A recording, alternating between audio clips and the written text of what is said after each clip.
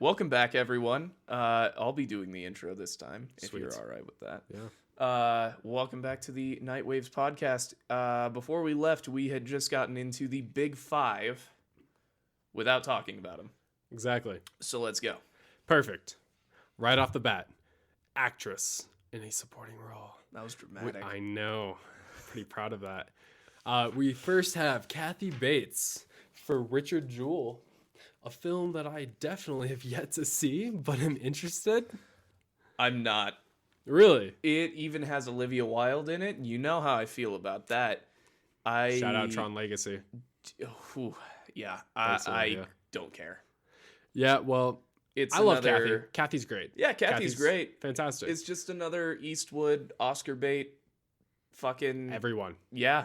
Does he ever do a film just to make the film? Like a passion project? I don't think so. All no. right, cool. That's awesome. So Kathy Bates for Richard Jewell. Next we have Laura Dern for Marriage Story. Yes. Yeah. The It's not even a question. No. Moving on. Yeah. We have Scarlett Johansson for Jojo Rabbit. Also, not bad. Not bad. Not bad. Florence Pugh for Little Women. Love Florence. Not bad at all.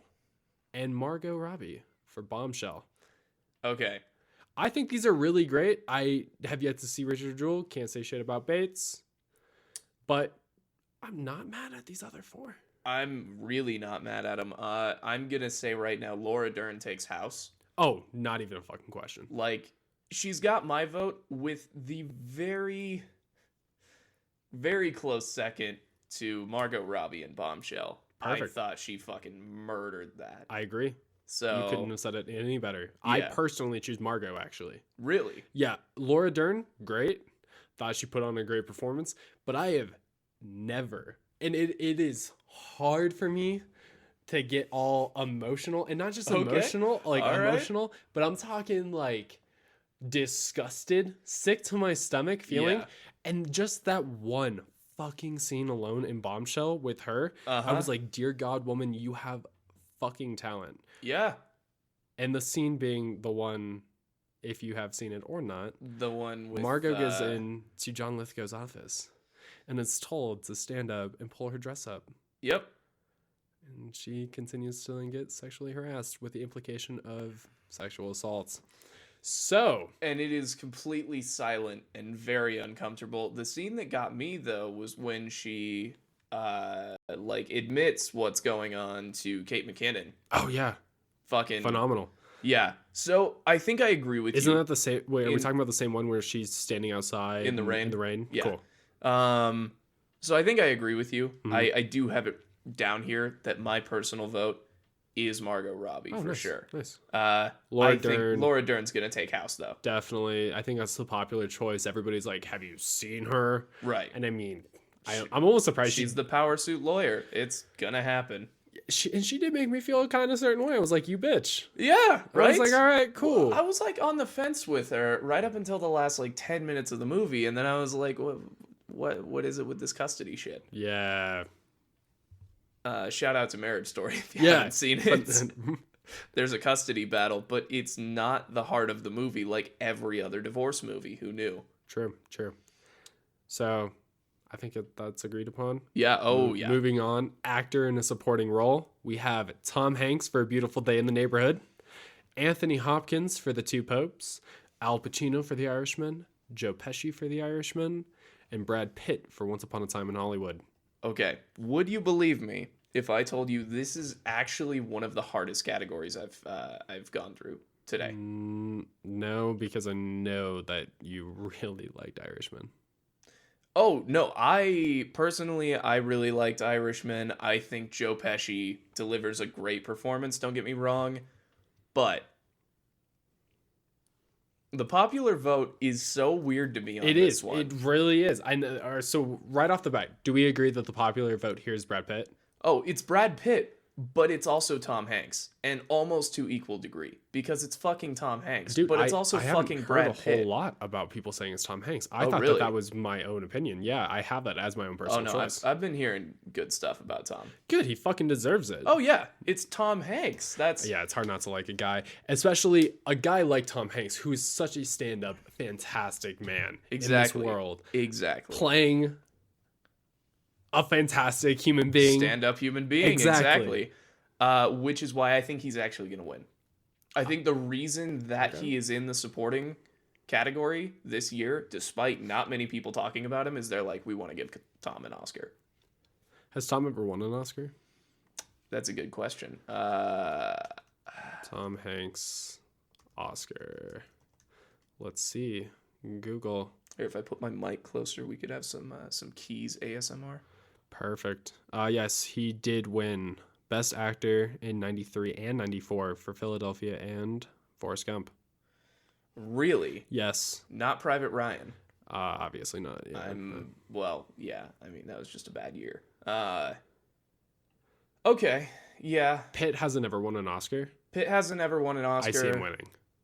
That's my choice. I can see it. Oh, I can totally see it. But then again, it's also Tom Hanks, and he hasn't won an Oscar in how many years? True. I don't know. I think it can go either way. This category is fucking stacked. Yeah. Can we talk about 5 great actors? Yeah. These are 5. I agree. Phenomenal. So 2 snubs. Okay. I'm gonna say Song Kang-ho. That's the guy that played the poor father, the driver in Parasite. Okay. He is apparently, and this is what I found kind of funny, he's kind of the Tom Hanks of South Korea. Okay. Like the same way that we would talk about Tom Hanks, that's how people talk about him. I'm waiting. Yeah. I also have Timothée Chalamet on here. Mm-hmm. How do you feel about that? I don't agree. Yeah, I know. Okay. But I thought for the role that he was supposed to deliver, he does not bring in a hard enough performance like these fine gentlemen here. I'm trying not to let my personal judgments of the man cloud that he did have a really good performance. All right. I think for what he needed to deliver, he did it really well. Yeah. But I'm still absolutely going with Tom Hanks or Brad Pitt, and I'd be happy either way. Perfect. All right. Yeah. So I definitely think Pitt's taking it. Okay. All right. Everybody's saying it. I could see it. I have no problem with it. Perfect. All right. Moving into actress in a leading role. We have Cynthia Erivo. Thank you. Yeah. I apologize for mispronouncing your name. For Harriet. Mm-hmm. Scarlett Johansson for Marriage Story. Saoirse Ronan for Little Women. Charlize Theron for Bombshell. And Renee Zellweger for Judy. First off, can we just talk about most of these names are actually really difficult to say? Yeah, right? Yeah. I was thinking that too when I was reading through them. Most of them. Scarlett's the easiest one. Yes, and I also think she has the popular vote. Really? Not Yes. even a question. Yeah, hands down. Yeah, easy. I think she's got popular vote. She has my personal vote. I think she's gonna win. I think the Academy actually no. No? Hands they're down. just gonna say fuck you because we know you got nominated twice. Yeah. You never have been. Exactly. Ooh, I love it. Can you? I mean, how many times did Leo get nommed? How many times? Oh yeah. I don't know. Okay, let me know. Let me know if this doesn't sound like some shit the Academy wouldn't pull, and then everybody's gonna be talking about it. That Scarlett doesn't get it, and Cynthia Erivo does, because this whole the last I'd say almost decade that at least that I've been alive and aware of, that people of color aren't getting representation. Okay. I see why you would go that way. Except that Harriet is not great. I will point that out. No, I haven't. Everything that I've heard around it has been, it was fine. Okay. Right? And I do actually have a very interesting point to make with that is that I believe this is the Academy in the most tone-deaf way that they know how, deciding, okay, we don't give women enough credit, and we don't give people of color enough credit, so let's add a female best actress of color. I don't think she's getting any kind of talk. I really don't see her winning this one. I like your theory. I could see ScarJo. And I want to see ScarJo. My personal vote is Charlize, because I just didn't recognize her, even though I knew it was her. I mean, she just blends so seamlessly into that role. I don't know. This one's going to be interesting. I'm still thinking ScarJo. Perfect. I would love to see it happen. You know who got snubbed? Ooh, let me see. And would also solve this entire dilemma.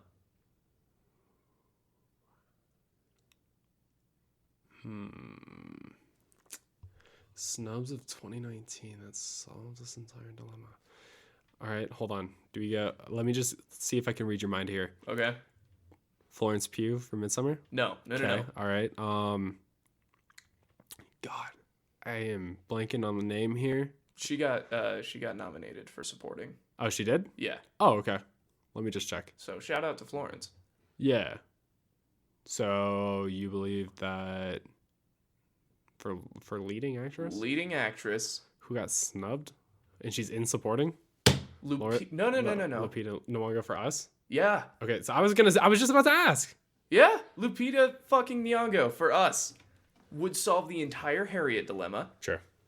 Is a much better performance. I'm fucking was positive, because she fantastic. did 2 of them. Sure. I mean, Us is not getting enough credit, just like Get Out is not getting enough credit. It didn't get enough credit. But this is an issue that we can talk about later when it comes to the Academy's view on any films that aren't incredibly grounded. I would say that the sci-fi class of films definitely don't get enough recognition. So anything around shit that you and I are like, wow, that was groundbreaking, 90% of the time is sci-fi related. That's fair. That is fair. I still think this would solve the entire Harriet situation. Sure. And that's no disrespect to Cynthia Erivo. I agree that she would be a better choice. And I've heard she's good at it. Choice. Yeah. But not that good. All right. Now, I think this one's going to probably be easy. Oh, yeah. Cut and paste right here. Pretty much. Actor in a leading role. We have Antonio Banderas for Pain and Glory, Leonardo DiCaprio for Once Upon a Time in Hollywood, Adam Driver for Marriage Story, Joaquin Phoenix for Joker, and Jonathan Pryce for The Two Popes. Now, there's a sliver of me. Okay. A sliver. Oh. That wants Adam Driver to win. Oh, yeah. Easily. It was a great performance. But we all know. Oh, yeah, it's not even a question. Not even a question. Dude, not even. It's like everybody knew once the movie came out. It's been cemented in my mind since we saw it. Yeah. Yeah. It was like, okay, yeah. It's fucking Joaquin Phoenix. Yeah. There you go. People were talking about it when the trailers were out. That his performance was going to be that phenomenal. And then the movie dropped and everybody was like, have you seen Joaquin? I think it was just his involvement, because you don't see him on that large scale of a movie ever. He's typically, he's been working a lot with Paul Thomas Anderson, and he's typically in much smaller roles. As of late. Yeah, because that's, as an actor that loves the craft, much less the fame, which he definitely is. I mean, he could have said fuck his entire fan base at some point. So, you look for those roles that you think are going to be mind-blowing, Sure. Ones that you want to play, not ones that you're going to get recognized for. And that's absolutely the conversation that he falls into. And yeah, he knocked it out of the park. His involvement with this movie turned a lot of heads, I will say that. And he fucking murdered it. So, you got to give DC some cred. Yeah. I think DC realizing that their place in the superhero market and what they were producing, all the way up, and the capstone being Justice League. Yeah. I don't want to think about that. It is an issue. Oh, it's totally an issue. I just don't want to think about Justice League. Arguably, more iconic superheroes in DC than you do in Marvel. Arguably, totally. Other than Spider-Man. Yeah. And Captain America, I would say. Fair. Batman and Superman, arguably, other than Spider-Man. Obviously, Spider-Man's number one, and then it would go Superman and Batman. However... Right, duh. You know, I think that this whole indie approach that they're going with here, and I will be watching Harley Quinn tomorrow night on Thursday, opening night. Birds of Prey? Birds of Prey. Yeah. And seeing how this R-rated Birds of Prey Harley Quinn movie is going to be, I'm excited. Actually. I'm excited because it's R-rated. It's R-rated. I was worried has about Margot, it right up until that point. Has Ewan. So it's funny because there's actually, like, when Todd Phillips was talking about how he got Joaquin onto Joker, he's like, okay, here's what we're gonna do. We're gonna make a real movie with a real character study type story, very 70s-esque. I mean, it's obviously a love letter to Scorsese. We'll just throw it out there. Yep. And he was like, but we're going to parade it around as a superhero movie, and that's how they got all the funding. Yeah. So it's like, I gotta give DC cred in a way. I also have to laugh at them because they totally got swindled, right? They were like, we're gonna make a comic book movie and I can get Joaquin Phoenix on, and they were like, okay, where can I sign? And then, you know, it ends up being a much smaller, more intimate story, but it's gonna do amazing things for comic book movies. I think that the lineup of the last couple of years, probably starting in 2016 with Deadpool, is changing this shift, this dynamic of these films that are coming out. It's almost one a year, almost. That it's like, wow, Deadpool, Logan, Joker. Yeah, you're like, holy shit! If we can start hitting these, dude, what I want to see is that kind of level of authenticity, that level of passion and drive in those movies with that just vision, but with a horror movie. Oh, well, yeah, I was hoping for New Mutants, but the new trailer looks like they took a new toned down shift of that, which is a damn shame. Yeah. But what I would love to see, even, you know, it can be from DC, but I would like to see it from Marvel. Yeah. With their category of everybody. I would love to see Marvel kind of change the squeaky clean. You need to. Oh, yeah. You need to stay relevant, to stay fresh. I've been bored with them for a while, other than, like, you know, Endgame came out. Sure. And I was like, wow, this is the culmination of, like, a decade of film. Yeah. That's kind of awesome. And it was a great film. It was fun. That's what I liked about Endgame, was it was actually, like, a good story on top of everything that Marvel is very known for. For sure. So, but what it needs to do is make those little known characters, and even the ones that you do know, like Joker. Right. For DC. Oh, yeah. Be something in and of itself. Like, I want some crime thriller. I want a horror movie. Like, give me a drama. I would love, like, a Batman noir. Yeah, fuck, dude. I think this is the shit that, like, comic fans obviously want. Yeah. Because we've read all these stories before, because you can't just retell the same story. Because they go there in the comics. It becomes deep. It becomes dark. It becomes real. You have like the Batman Who Laughs, where it's like, yeah, Batman is actually the Joker, and this is an alternate timeline, and everything is fucked. Give me some of that. Yeah, I mean, it even all the way goes into the video games of easily. Batman. Yeah, was that Arkham Knight, where the Joker is actually inside Batman's head? Like, his actual mental health is such a fully controlling his mind. And then there's the Gotham by Gaslight, which was canceled, where it's Batman hunting down, like, Jack the Ripper. I would love to see that on screen. Sure, that'd be crazy. I don't care. So that's why I'm excited for this new Batman film. If you're listening, Warner Brothers and DC, you're not. Absolutely not. Yeah, these are the things you need to think about. For sure. And this is why I'm excited for the Batman. I believe it's Matt Reeves' film? Yeah, Matt Reeves with R-Pats. Yeah. My guy. I love him. I'm suddenly really enjoying him. I think ever since Good Time, I was like, I've been a fan of him since I saw him as a child. Goblet of Fire. Okay, that's fair. When he was great as Sedgwick. You know, I will say that. And then for him, it's one of those things where maybe he was like, Twilight's its own thing. And he's like, I need to get popular. Like, I want my name out there so that then I can choose my roles.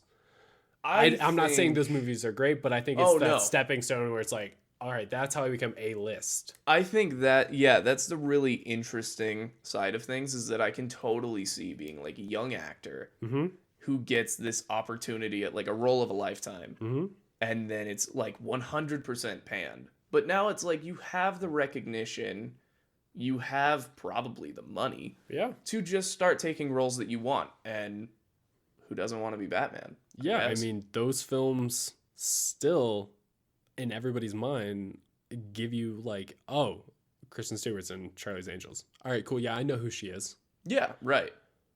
Like, you know exactly why. Yeah.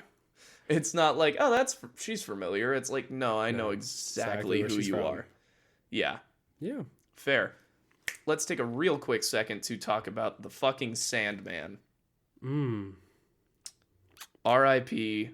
Adam Sandler getting an Oscar. My man. Howard Ratner, you stress me out so much. What a film. I have never, ever, and we have been watching films together for 3 years now, leaned over to you and was like, this is actually giving me a headache. Yeah. Oh, yeah. It's a bit like a filmic migraine. Yeah. It's cinematic ridiculous. Migraine is how I would describe this film. And for Adam's fucking performance. Yeah. I have never seen this man put on such a show. I can't. Yeah. I love him. I mean, who doesn't? It's Adam Sandler. No matter how many bad films he makes, you're like, yeah, but like he's still got a little soft spot, right? Still, you're like, all right, cool. That's fair. And then you get this movie. Yeah. And you're just like, murders it. Dude, fucking what? You have a range? Yeah. Really well crafted range as well. Phenomenal. I mean, kind of a one-note character. Sure. But he does the best with that. I think he was a complex character. Yeah, there's subtext, right? You have to look into it. Look into the environments in which he's in. Look at how he's placing himself in these situations. You're like, what the fuck? These decision-making process, you're like, dude, you literally, like... I never want to come face to face with a gambling addict. I will just say that. Not only that, wasn't he basically like an alcoholic, and he was like doing drugs a little bit here and there, and like he was also then like, I want to play dad sometimes, but then he's also like hardcore cheating on his wife, and then he's like, all right, yeah, it's his whole scene at the dinner table. Of hardcore cheating on his wife. Oh God, yeah, that was a weird a fucking segue. Transition. Jenna Fox should have been considered for supporting actress. Jenna Fox, I'm calling it now, the new Margot Robbie. Really? Yes. Do you understand how... Now, it's not as wow because not as many people have seen this film as Wolf of Wall Street was. Yeah. But when that entrance of you're like, who the fuck are you? We all know the one where she opens the door. Yeah. Oh, yeah. Okay. In 2013, that was eye-opening for everybody. Right. And now look at her. Jenna Fox, if you take the right roles and you just start doing your thing, I can see you. I can see her becoming big, which is funny because I'm pretty sure I read somewhere that she was a dominatrix before getting into acting. So it's like, yeah, just keep doing what you're doing. Good for you. And if you don't, that's cool. You put on a great performance. Right? Okay. Made me ask in theater, who the fuck is she? I remember. I was there. I mean, cool. Good stuff. Exactly. I think we have one left. The biggest one. Big one. I can't. All right. The big boy. Ooh. Best Picture. Ford versus Ferrari. The Irishman. Jojo Rabbit. Joker. Little Women. Marriage Story. 1917. Once Upon a Time in Hollywood. And Parasite. Can we talk about how great 2019 was? These films, every single one, I love on a different scale, but they're so fucking good. Okay, all right. Like I can't say they weren't. You know, most years I'm like, all right, yeah, I got like 3. I like. Yeah, right. Okay. I love 2019 for films because I feel like this is the best, like, shot for shot. All of these kind of add up. I have my own thoughts about Ford versus Ferrari, but it's mostly just that I don't care about it. You also haven't seen it. I haven't seen it because I don't care about it. Mm-hmm. But what I will say is also that 2019 was a really good year for movies. At the same time, I didn't find myself, like, seriously just, like, grabbed by too many of them. Not one of them I was like, holy shit. Exactly. Like, it was good overall, but there was like, one moment. They moved a little past, like, my bar. Oh, yeah. Easily. But it wasn't like, this movie defines me. Right. Yeah. Easily. I mean, I don't know. And then, like, So how about instead of just, and we can get to it. Yeah. We'll just talk about each film. First off, Ford versus Ferrari. How many thoughts do you have on that? I can go on and in on that. I don't have any thoughts except, you have Matt Damon and Christian Bale, and that's a winning combination. And Cars. It's the most dad movie of this year. Definitely the most stepdad movie of this year. Like, I don't know about stepdad. I think that's a little hurtful. Is it? It's just dads. It's a very dad film. Yeah. There's probably they see a car and I'm pretty certain there was a grilling scene in this film. So I think for all of you, for all your propane Matt Damon might have propane accessories. Exactly. I mean, they're working on cars. You got big vroom vroom and no, exactly. Two Faces. Everyone's like, oh, is that Batman? Right. You see a loud car. Yeah. And like Matt Damon, I guess, and most dads are just gonna be like, so hell yeah. If we're being if I'm being honest, good film. Okay. All right. To me, it's no 2013's Rush with the Ron Howard one with Hemsworth. Yes, Chris Hemsworth. Phenomenal. Fucking best racing movie I've ever seen in my life. Okay. Love it. Now it's not that. Good. What this movie is, it's Oscar bait, dude. Yeah. It's a little Oscar bait. And it's old Hollywood. It's cookie cutter. Yeah. It is so cookie cutter, but it's good. That's why I wasn't interested. And that's where, like, it's fun. Like, if you're like, hey, it's a safe movie. It's a safe choice. If I'm going to go with my family to a movie, I'm going to go see this movie. I don't doubt that it was fun. I could easily see it being fun. So there was great performances. Personally. Everything was shot well. It flowed well, but safe. Very safe. Incredibly safe. Yeah. And take your family to go see it. Your mom will probably cry. I think it says enough for itself. And your dad 100% will go, hell yeah, at some point. Yeah. What's the fucking line from Ricky Bobby? Oh, if you're not first, you're last. Oh. I was, just because of the snap, I was thinking Rick and Morty. Yes. Yes. Now, go ahead, talk to me about The Irishman. Okay, right, because you haven't seen that one. Nope. It's weird that we're starting off with one I haven't seen and then one you haven't seen. It just feels right. It's long.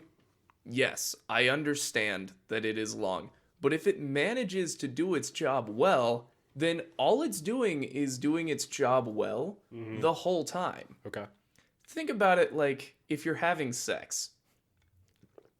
Okay.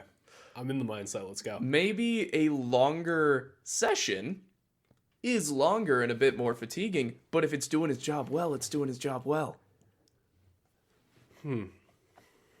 I just compared film to sex. I think point out where my mind's. So with that analogy here, are you saying that it does the job but doesn't blow the job's mind?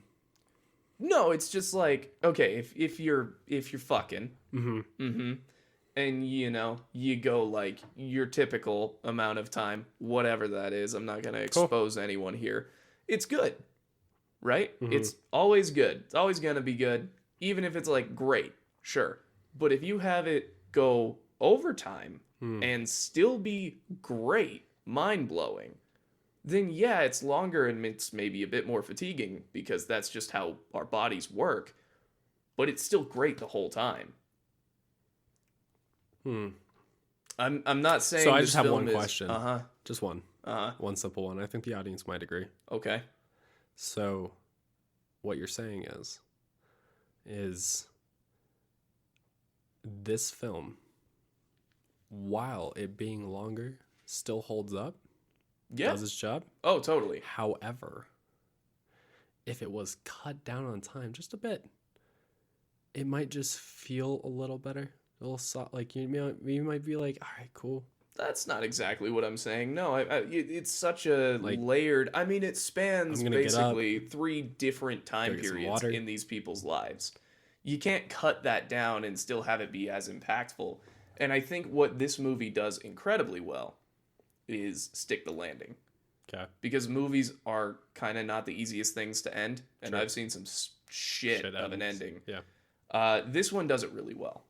And it's, it's much more of you get your classic Martin Scorsese style mobster flick with all the weird little intricate details that he obviously is going to know because that's kind of the environment he grew up in and so on and so forth. You get that attention to detail. You get the Martin Scorsese-ness of it. But whereas some of his films are much more like, damn, being a gangster would have been cool.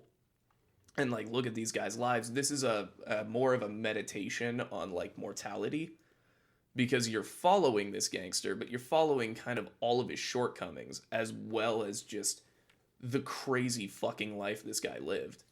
Cool. I think it's really good. I think if you have the 3 hours to spare, do it. I don't think you're going to regret it. Perfect. Jojo Rabbit. Okay. What a fun movie. It was incredibly fun. A range of emotions that I wasn't prepared for. Yeah. Didn't know it was going to go that deep, honestly. Last, 20 minutes. Kind of a sleeper hit. Yeah. It came out. I remember it kind of getting a little bit of buzz. Some people were like, hey, this looks good. It's a Taika Waititi film. Cool. Even watching it, I was like, yeah, it was fun. It was fun. I'm watching it, whatever. And then, that last 20 minutes. Mm-hmm. I was fucking hooked. I didn't realize how into it I was. Exactly. Until I was out of it. Yeah. No, I completely agree. I think because of its subject matter and how controversial that is, I think that's why it's not so much in the conversation. Gotcha. But I thought it did what it did incredibly well. Definitely can't knock it by any means. I mean, who doesn't want their imaginary best friend to be Hitler, but also played by Taika Waititi? Hitler played by Taika Waititi, who is Jewish. That's so funny to me. It's amazing. I'm a little shocked, though, that ScarJo got a nom here. I am a little bit. Just a bit. I think her performance is good. She did great. But I didn't think it was, gonna pull that much. No. As much as it did. I think her performance leaves an impact for a scene that she doesn't act in at all. Does that make sense? True, yeah. That definitely, yep. Yeah. I'm definitely thinking about his mother for that scene. You know which one if you've seen it. Exactly. Even though she didn't do anything. True. I think that might be in part due to everything that had happened before. All the work. Yeah. Right. All right. Cool. If we're looking back on this, I don't vote Ford versus Ferrari that high. Oh, it's bottom of my list. Irishman, for me, I still haven't seen it, so it would be obviously more at the bottom scale. I'd say for me, it's it's in the top 6, but it's out not of 9. You're like, it's not bottom 3. Yeah, that's fair. It's above the bottom 3. It was good. It's good to see Marty still doing his thing at 80. And you know what? I think JoJo definitely. If we're rating this on on a scale out of 10, I'd give it about that 5 to 7 range. 5 to 7, definitely. Yeah. That one also top 6, maybe top 5. Cool. Now we're gonna go into Joker. I I think that what hasn't been said about this film? If you like it, you like it. If you don't like it, you just don't like it. You know, Joaquin's great. Cinematography's great. You're excited to see a sequel. Yeah. Past that, you're like, give the movie some recognition. Give him recognition. And, absolutely. You know, give us more is everything I've heard. I think we've said quite a bit about Joker. I think a lot has been said about Joker in general. Do I see it winning Best Picture? No. But the fact that it even got into this fucking list, perfect. I rest my case. That is fucking incredible. I think it's going to do great things for film, even if maybe a couple years from now it doesn't hold up as well. I don't care. It's going to do great things for the superhero genre. It's got this far. It has my vote in a way. Perfect. Little Women. Okay. We've already said it. Yep. Fucking sleeper hit. Absolute sleeper hit. We were like, all right, cool. The only reason I went to go see it with you was I've heard great things and it got nommed. Yep. And did it deserve to get nommed? I'm talking rewatchability. Yeah. Fucking performances were great. The score is great. The set design was great. The script's great. Fucking everything. I thought, okay, the dialogue in this movie was really interesting to me because she could have gone a very, like, period piece way with it. And they definitely could have gone a lot more down a throw-out-in-your-face feminist approach. Yeah. No, it wasn't trying to cram anything down your throat, which I really appreciate. That feel for me where I was looking at, what was that, the 2016 Ghostbusters remake? You know what I'm trying to say? That feeling. It was women are great, and all we really have to do is show you. We don't have to scream it at you. Yep. And fantastic. I loved it. I really appreciated this movie. I think Greta is super talented. I get it. From what I've heard, it was amazingly adapted. I've talked to a couple people, including my sisters, just read it, and she was like, the only thing that has actually changed that I can tell is, I believe it's the guy that Saoirse Ronan's character in the film Joe, right? That's the character's name. Yeah. The guy was interested in her, and that they get together at the end. He's supposed to be like darker skinned or some shit. Okay. I think that was it. Like, it was literally like every minute detail, from the dialogue to the set design to how characters just came into a scene. Was fantastic. Here's my question for you. Is he described in the book as a human disguise glasses oh my god, puppet? I can't get over that. That was by far one of the funniest parts of the whole movie. That was yeah. We make jokes during films. That was just like here. We also amazing. Have our own commentary while watching the film. Yeah.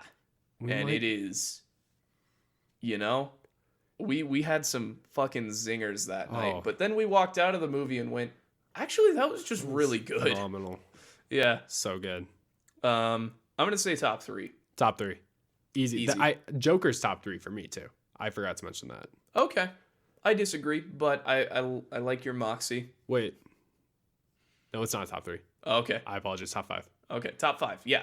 Agreed. Marriage Story. Okay. This one hit you. I fucking loved this one. Man, did it hit you? It did. First thing I ever heard. Yeah. This made me cry. I'm a few times.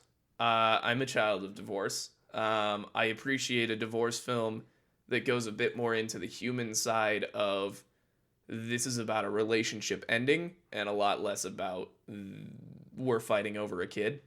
And it was healthier in that way for sure. Yeah. It's nice to see that depiction. I think it borders like dramatic realism, not necessarily surrealism, but like dramatic realism, where like you have these cathartic moments that you're like, that would like never fucking happen in real life.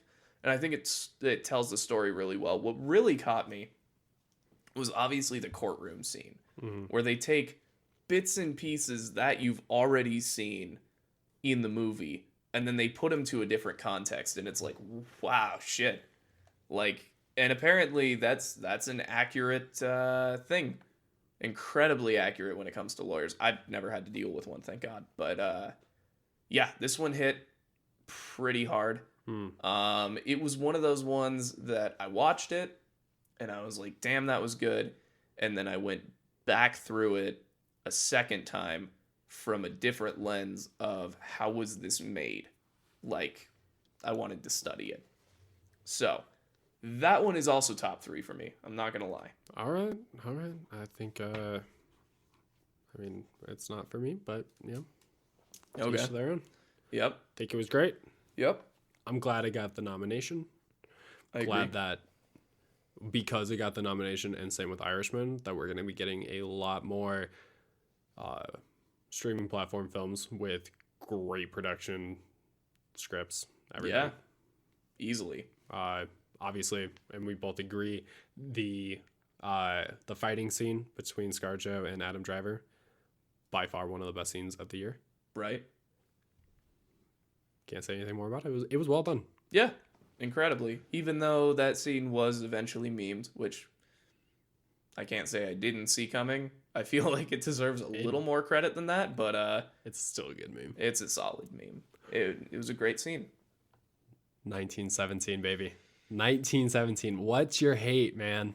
Don't give me the sigh. I don't hate it. You hate it because it's popular. No, I'm not. Don't paint me in that much of a hipster light. No. I don't hate it by any means. Does it make top 3? No. Top 5 out of 9? Roughly, yeah. Roughly. Oof. It was just like, I had a good time with it. Don't get me wrong. The one-shot thing was impressive from I'm making the film standpoint. It's just like the more that I think about it, the more I start to realize how flawed it is. You know? Like the timing of like, my mate just died and now there's just a fucking caravan of people pissing on the side of this building and they're like, oh, hey, that sucks. Come with us. You know, like just these weird little inconsistencies. And narratively, there's not a whole lot going on. It's a mission-driven story. True, but that's the whole story. Yeah, it's show, don't tell. Okay, really well done. Don't get me wrong. I love Roger Deakins. I don't have an issue with Sam Mendes. I thought the guy in the lead role, what was his name? George McKay. Yeah, him. Yeah. I thought he did really well. I thought it was good. It didn't hit me as much as certain other movies this year, you know? All right. I think it's going to win. Oh, I have that as the Academy's choice. Yeah, it's going to win. Hands down, because it's a war movie and it's a one take. It's a popular choice. It's a war movie. It's the Academy's choice. It's my personal number 1 choice. Really? Yes. Okay. All right. There's not many from start to finish films for me that I watch a trailer and I go, damn. That's fair. And then walk into the movie and I watch like every trailer. You know what my issue with the trailer was, though? I watched the trailer and I went, okay, Dunkirk. Okay, fine. You know? You can make those comparisons, sure. Oh, easily. And they're different films. And I will give it that. Yeah. Both are fantastic. Yeah. I love both of them. Yeah. I think that Dunkirk maybe should have. But that's neither here nor there. Yeah. I think, personally, I like 1917 more than Dunkirk. Own personal opinion. It was fantastic. And how many films are like that? I don't see a whole lot. So not a whole lot. Cool. I agree. Once Upon a Time in Hollywood. I'm surprised it made it on this list. I am too. Best Picture? Yeah, bottom tier for me. Good movie. I think mid tier. Mid tier? Mid tier.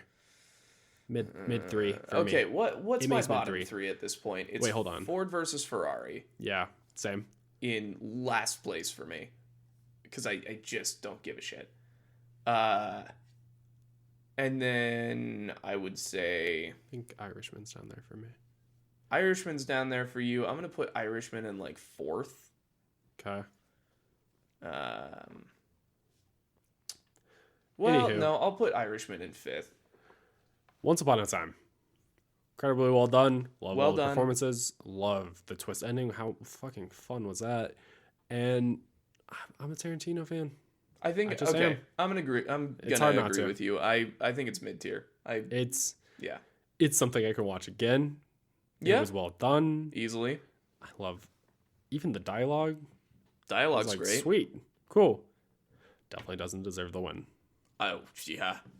I would be You don't say. in awe. It wouldn't be a good shock. Let me put it that way. I feel like I would be upset if it won. You know? Like, nothing against Tarantino. But I feel like I'd be upset. Definitely. All right. Parasite. Number 1, baby. I don't see it happening. I don't see it happening either, but it is easily my top pick. It's top 3. Okay. Here's my argument for it. I haven't had a situation in experiencing a movie for the first time at all this year like I had when I turned to you that first chime of the doorbell right as the movie gets good. Yeah. And we both were like, okay, shit. what the fuck just happened? Because that tonal shift was so well done. Yeah. And then it just continued to get better. And then the more that I've looked into it, it's like, Bong Joon-ho loves to play with genre. I could easily see that. It was fun. It was a really fun ride. There's a song in the after credits, or in the credits, sang by the guy that played the son in the movie, that I believe is called 254 Years, which is all about how he would get that money to get that house. Because obviously we're seeing that visage of like, this is what I wish life could be at the end. But it's called 254 years because that is the actual calculation of how long it would take him to save that much. Shit. It's that attention to detail that I'm like, I fucking love this movie. I've never been excited for an international feature, but this one, Nope. number 1 for me. Yep. It definitely makes top 3. Okay. Top 3 for me. I moved Joker down to All mid tier. right. Top 3. We've got Parasite number 3. Little Women. Little Women definitely a number 2. Also have Little Women at And number 2. 1917. I know that's definitely more of a mid tier for you. It's good. It's I just upper personal mid-tier. choice out of these films of like it's a personal choice for winning. This is the difference from personal choice of what I think the best one was. Right. It's it's upper mid tier for me. My top 3, I'm going Parasite number 1, Little Women number 2, and then Marriage Story number 3. Personally, I thought it was just such a well done story. Well, cool. So we already know who's gonna win with that one. Perfect. Yeah, 1917. Yeah. Has it. Not even a question. I would argue popular vote split between 1917 and Joker. Yeah, I have both of those on there. I think that's the uninformed answer. And I've given a little love to But- Little Women and Parasite. I've Yeah. read enough that Yeah. I think enough people were like, yeah. Yeah, right? So, okay. That's the That's a fucking wrap. Oscars, man. 2020 Oscar nomination We list. did not agree on as much of these as I expected You know? to. But we had a couple like shot for shot, so that was cool. Sure. Yeah. For sure. All Well, right. awesome. This was a great first podcast. I had a ton of fun. I agree. And how would you like to do a little outro? All right. I guess I can do that. Thank you guys so much for tuning in to us. This has been a blast and something we'll be regularly picking up a couple times throughout the week. So, without further ado, my name is David. This is Cade. And signing off until next time.